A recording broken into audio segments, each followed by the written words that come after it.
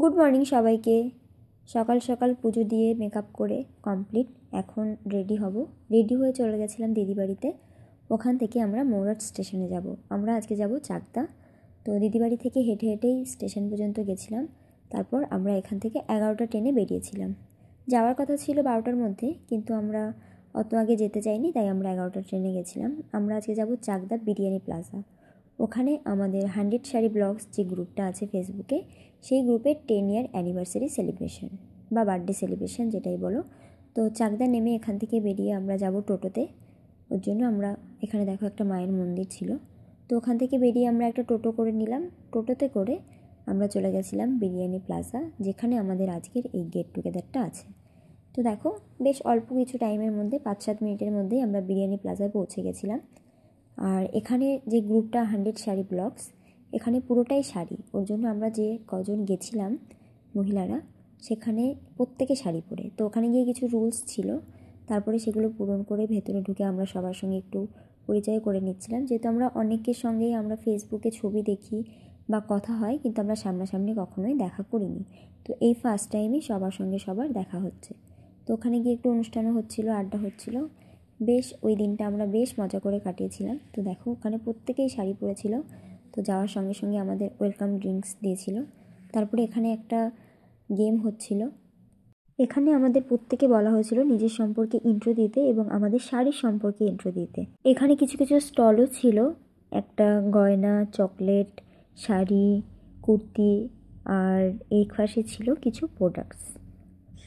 তো তারপরে আমাদের গ্রুপের যত ইভেন্ট হয় প্রত্যেক মাসে বা পুজো, দিওয়ালি, এসব স্পেশাল একটা করে ইভেন্ট হয়। সেই ইভেন্টে যেসব দিদিরা বিজয়িনী হয়েছিল, তাদের পুরস্কারগুলো এই অ্যানুয়াল প্রোগ্রামের দিন সবাইকে দেওয়া হচ্ছিল। তো আমি যেহেতু গ্রুপে নতুন, তো এইসব জিনিস আমি এই প্রথম বছর দেখছি। খুব ভালো লাগছে এবং অনেক কিছু আমরা ওই দিন দেখতে পারলাম। অনেক নতুন নতুন মানুষদের সঙ্গে আমাদের পরিচয় হলো, কথা হলো। খুব মজা করে আমরা কাটিয়েছি সবার সঙ্গে। প্রচুর ছবি তুলেছি, প্রচুর গল্প করেছি।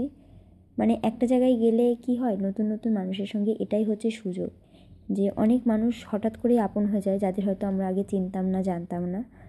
তো এই দিন সত্যিই আমরা খুব মজা করে কাটিয়েছি। যারা এসেছিল তারা অবশ্যই জানে কতটা মজা হয়েছে।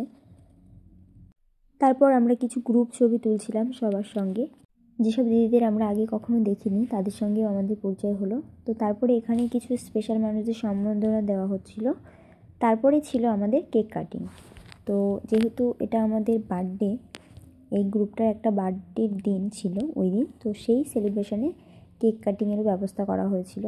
সবাই মিলে আমরা কেক কাটিং করলাম, ছবি তুললাম, অনেক নাচানাচি করলাম। খুব মজা হয়েছে। যারা এসেছিলো তারা নিশ্চয়ই বুঝবে যে একটা দিন কোথা দিয়ে সময় বেরিয়ে গেল সকাল থেকে বিকাল পর্যন্ত।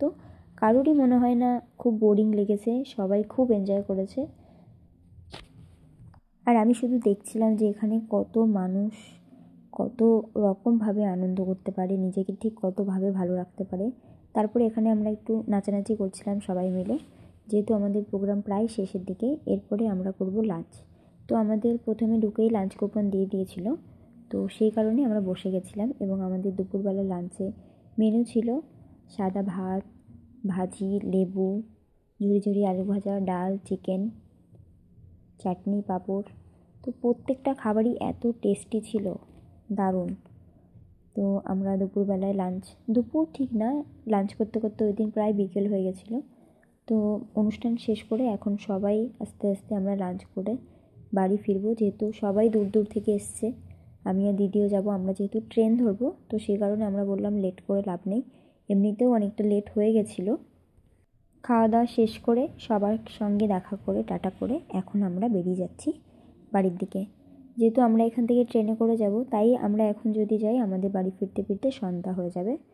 তো এর বেশি লেট করলে আমাদের হয়তো বাড়ি পৌঁছাতে পৌঁছাতে রাত হয়ে যাবে। যেহেতু আমাদের এখান থেকে এখন কোনো ডাইরেক্ট ট্রেন নেই, আমাদের এখান থেকে রানাঘাট যেতে হবে, তারপর আমাদের ওখান থেকে ট্রেন ধরতে হবে। তো আমরা ওখান থেকে বেরিয়ে একটা টোটো করে আবার স্টেশনে পৌঁছাবো। স্টেশনে গিয়ে আমরা ওখান থেকে যে কোনো একটা ট্রেন ধরে আমরা রানাঘাট যাব। রানাঘাট থেকে আমাদের আবার ট্রেন চেঞ্জ করতে হবে, সেই ট্রেন চেঞ্জ করে আমরা মোরহাট পৌঁছাবো। তো যেহেতু আমাদের ট্রেন আসতে একটু দেরি ছিল, তাই আমরা স্টেশনে টুকটাক জিনিস দেখছিলাম। চাকদা স্টেশনে প্রচুর দোকানপাট ছিল, যেখানে কানের আর ইনি যেখানেই যায় রাস্তাঘাটে জিনিস দেখলে খুব কিনতে ইচ্ছা করে। আমার দিদির এটা হচ্ছে একটা অভ্যাস। তো আমরা এখান থেকে বেরিয়ে এখন আমরা যাব 1 নম্বর প্ল্যাটফর্মে, ওখানে গিয়ে আমরা বসবো। এটা বোধহয় প্রত্যেকের সাথেই হয় যে কোনো জায়গা যাওয়ার সময় খুব ভালো লাগে, কিন্তু বাড়ি ফেরার সময় আর ভালো লাগে না। তখন বোরিং হয়ে যায়, টায়ার্ড হয়ে যায়, তখন মনে হয় কখন বাড়ি পৌঁছাবো। তো যাই হোক, আমরা স্টেশনে এসে অনেকক্ষণ দাঁড়িয়েছিলাম। দাঁড়িয়ে থাকার পরে একটু দোকান দেখলাম। তো তারপরে এখান থেকে আমরা রানাঘাট চলে এসেছিলাম। রানাঘাটে প্রচুর ভিড় ছিল, ওর জন্য এরপরে আর ফোন ব্যাগে ঢুকিয়ে দিয়ে ভিডিও করতে পারিনি। তো ফাইনালি আমরা দেখো এখন মৌরাট নেমে গেছি, এখান থেকে আমরা বাড়ি চলে যাব। তো এখন শীতকাল, লেট করা যাবে না। তো ভিডিওটা কেমন লাগলো অবশ্যই কমেন্ট করে জানিও। টাটা সবাইকে।